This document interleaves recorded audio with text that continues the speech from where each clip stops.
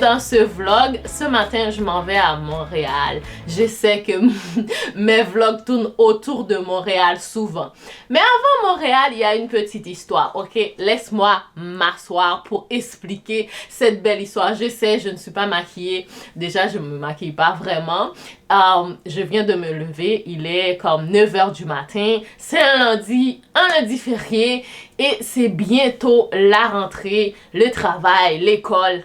Beaucoup de choses vont se passer et moi, je demande à Dieu de me donner la force, la santé, surtout, l'attachement à lui pour réussir dans mes projets. Bienvenue, guys, et je vais parler ce matin du deuil. Comment interpréter le deuil.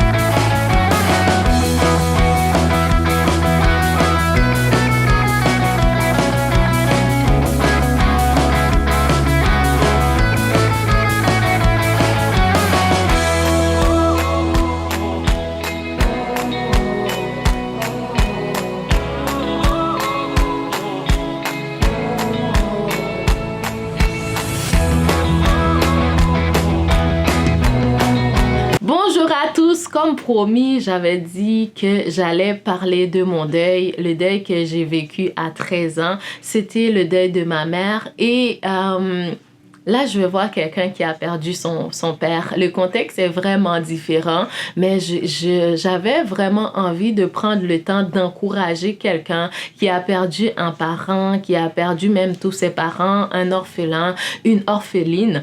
Parce que moi, à l'époque, quand j'avais 13 ans, ok, j'avais pas conscience que ma mère était partie pour l'éternité. Je pensais dans ma tête d'enfance que dans 2 mois, dans 4 mois, dans 5 mois, dans 6, dans même 7 ans, j'allais revoir ma maman et à un moment donné, je voyais qu'elle revenait plus. Comme arrivé à 17 ans, c'est là que j'ai pris conscience quand j'entendais d'autres personnes parler d'elle, de son comportement, de comment qu'elle était, de sa façon d'être, de l'image qu'elle projetait, de comment comme la personne qu'elle était. Et pour moi, il y avait beaucoup de choses négatives. Il y avait aussi des choses positives que moi-même, je gardais au fond de moi. Et c'est là que j'avais pris conscience, ok, là elle est partie, elle va plus revenir, ça fait quand même 4 ans, 5 ans que j'attends, mais elle revient pas.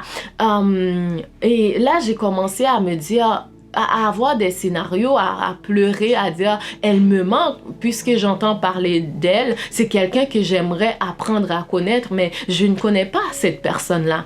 C'est pas je la connais pas, mais j'ai pas le vécu qu'il faut avec cette personne-là et c'est une chose que je n'aurais jamais. C'est là que j'ai commencé à prendre conscience de sa mort. Mais à ce moment-là, je n'étais pas disponible, disposée, je n'étais pas confortable émotionnellement pour faire mon deuil parce que j'étais au lycée, il fallait passer mon bac, il y avait peut-être d'autres situations familiales qui fait en sorte que je n'étais pas disposée et disponible pour faire mon deuil. J'étais dans beaucoup trop de choses. Puis 1 an plus tard, j'ai voyagé dans un autre pays, j'ai déménagé. Là, j'ai commencé par pas passer au travers des moments difficiles, des difficultés. Il fallait payer ma scolarité. Est-ce que je vais retourner là où j'étais parce que la scolarité est beaucoup moins chère.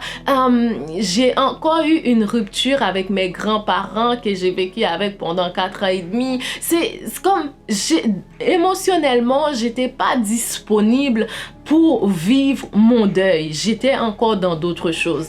Mais à la pandémie, comme j'avais terminé mes études que j'avais entamées, j'habitais toute seule. C'est là que j'ai recommencé à penser à des scénarios, puis Dieu me rappelle des choses. C'est là que j'ai commencé à faire mon deuil. Donc, mon deuil à moi de ma mère n'était pas immédiat. Mon deuil était vraiment comme genre combien d'années plus tard, je pense 2010, 2020. Donc, 10 ans plus tard, mon deuil de ma mère a été entamé, le processus. J'ai pas dit que maintenant j'ai fini le deuil de ma ma maman. Donc, c'était un processus comme 10 ans plus tard, c'est là que j'ai entamé vraiment, j'étais émotionnellement peut-être un peu plus disponible pour entamer le deuil de ma mère. Même à ça, il y a eu d'autres difficultés qui s'étaient ajoutées, mais je pense que j'ai passé quand même 3 ans à faire ce deuil-là, à dire, OK, elle est partie, je vais jamais goûter sa nourriture, tout ce qui me reste, c'est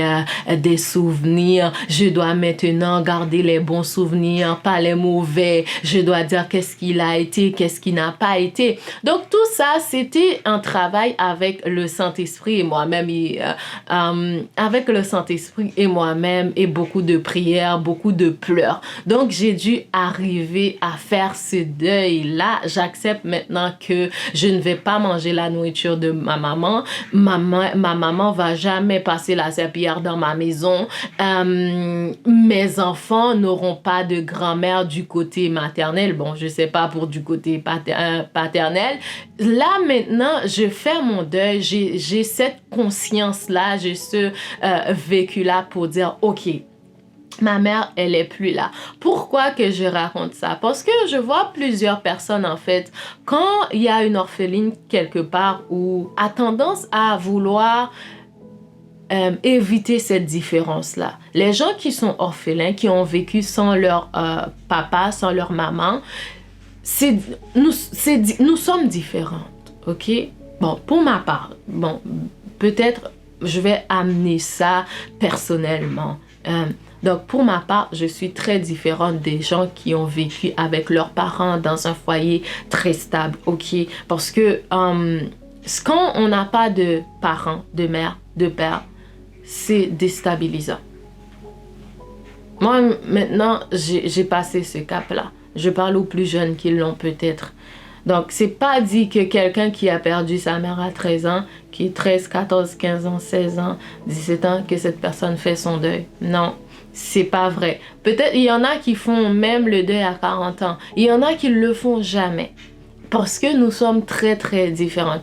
Je veux juste encourager quelqu'un. Quand tu as quelqu'un qui est orphelin devant toi, puis qui te dit, ah, moi, ma mère est au ciel. Puis tu dis, c'est pas grave, ça arrive.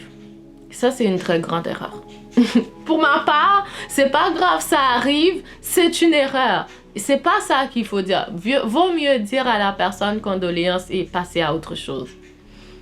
Pour ma part, dire c'est pas grave ou essaie de faire en sorte que cette personne te ressemble, toi qui as vécu avec tes deux parents, c'est clair. Cette personne est différente de toi qui as vécu avec tes deux parents, ok? C'est pour ça que Dieu a pris le temps de dire, je ne vous laisserai pas orphelin. Parce qu'il sait déjà qu'est-ce que ça fait une personne orpheline.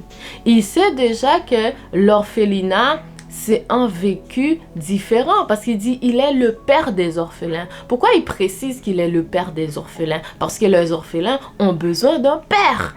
Hein? Tout le monde a besoin d'un papa. Je parle comme des orphelins aussi qui ont des parents, mais ces parents-là ne sont pas disponibles émotionnellement pour les enfants. OK? Je parle aussi, ça, ce sont aussi des grands cas sociaux.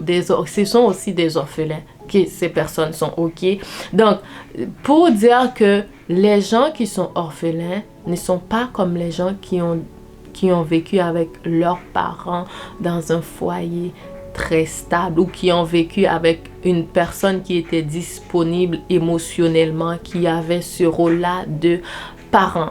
Ce matin, je vais voir une personne qui a perdu son père de 84 ans, qui est complètement différent de mon cas, de mon contexte à moi. Cette personne-là a déjà refait sa vie, a une famille, mariée avec des grands enfants, adolescents et tout ça. Donc, mon cas est vraiment différent. Cette personne-là, comme ce manque-là est présent parce qu'il y a des choses qu'on veut dire, c'est à notre parent, pas à nos enfants, ni au mari, je suppose. Donc, c'est au papa qu'il faut dire. Mais quand ton père a vécu 84 ans, mais Tu as eu assez de temps pour apprendre à le connaître. Tu as eu assez de temps pour apprendre à voir qui il était. Maintenant, tu as beaucoup plus de souvenirs. Tu n'es pas en train, tu vas pas chercher ton papa parce que tu as ce manque-là, tu as ce vide-là. Tu ne vas pas chercher ta mère quand elle est morte. Vraiment, elle a 90 ans à côté de toi. Puis elle a été là pour toi émotionnellement. T'es marié, tu as même d'autres petits-enfants. Donc, c'est pas la même chose. Je parle vraiment des orphelins, des enfants de 1 an jusqu'à même, je pense, bon, je parle des orphelins qui n'ont pas eu leurs parents stables émotionnellement pour eux. Donc, c'est pour dire que quand quelqu'un vit son orphelinat, laissez la personne vivre son orphelinat à sa façon. Parce qu'il s'exprime émotionnellement selon son ressenti. Des fois, je vois des gens qui essayent de freiner ça, de dire « Qu'est-ce que ça aurait changé si ta mère était là? De toute façon, c'était une pute. » Qu'est-ce que ça aurait changé si ton père était là? De toute façon, c'était pas quelqu'un de bien. Donc, moi, personnellement, j'ai déjà entendu ce genre de choses. Hein, et ça fait pas du bien. Juste pour dire que des enfants, des gens qui sont orphelins, ne les traitent pas comme vous. C'est pour dire, laissez les orphelins vivre leur deuil. Parce que Dieu, il dit qu'il est le père des orphelins. Pourquoi qu'il a dit ça? Pourquoi il a pris le temps de préciser qu'il est le père des orphelins? Ou de dire, je ne vous laisserai pas orphelins. Oui, c'est spirituel, mais en même temps, c'est aussi physique, ce truc.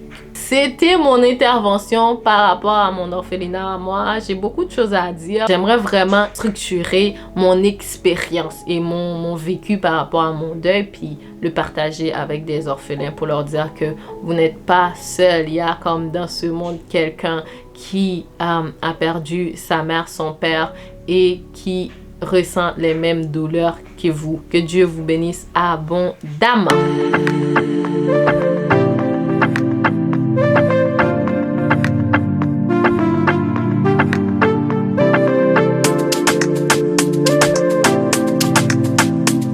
Hello guys, là c'est la rentrée, je suis avec ma copine. C'est drôle comment on a un cours à chaque session ensemble. Et là je suis à l'université, pas de travail aujourd'hui, c'est l'université avec COPS. Et là voilà. C'est quoi le nom de notre cours? Communication des médias. Théorie des médias. T'es arrivée avant moi. Bon, vous avez compris. Elle est arrivée avant moi. Moi, je suis arrivée en retard, guys. J'étais en train de courir partout, demande où se trouve mon petit. Alors que ça fait 1 an et demi que je suis à l'université. Qu'est-ce que tu dis par rapport à ce sujet? Non. C'est toi qui devrais connaître plus ici que moi. Oui, non. Ok, bon, bah voilà. On est à Ottawa et bonne visite avec nous. Ciao.